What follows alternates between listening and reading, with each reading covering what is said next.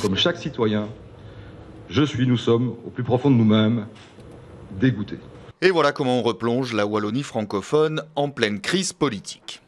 Le Parti socialiste porte une responsabilité écrasante dans l'ampleur et la répétition des scandales. Le centre démocrate humaniste ne veut donc plus gouverner avec les socialistes. Trahison et désertion, crie le PS. C'est un jeu de dupes que joue le CDH. C'est un petit parti qui ne sait plus où il va et qui joue aujourd'hui seulement sa survie et qui se fout complètement de l'avenir de nos concitoyens. Et première conséquence directe au Parlement Wallonie-Bruxelles. Les commissions sont suspendues pour toute la semaine. Il n'y aura même pas de séance plénière.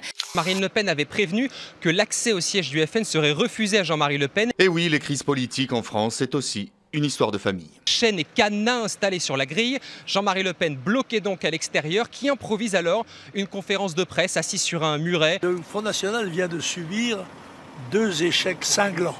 Dans ces conditions, on démissionne. Des milliers d'enfants, même s'ils sont nés ici, au Canada, n'ont pas droit à l'assurance maladie. Et pour leurs parents, l'unique solution s'appelle Médecins du Monde. Il y a quelques semaines, il dit qu'il a dû intervenir auprès d'un bébé né au Canada qui souffrait d'insuffisance cardiaque, mais qui n'était pas couvert.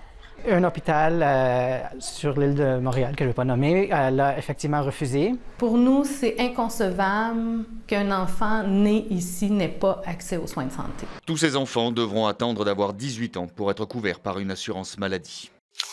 C'est le meilleur moyen de s'occuper, d'échapper au stress et d'oublier ses problèmes. Quand on a vécu la guerre, un simple jardin peut très vite devenir extraordinaire. Ce père de famille arrive d'Afghanistan avec son épouse et leurs 2 enfants. Il attend de savoir si la Suisse leur accordera une protection. Pour l'instant, il n'a pas le droit de travailler.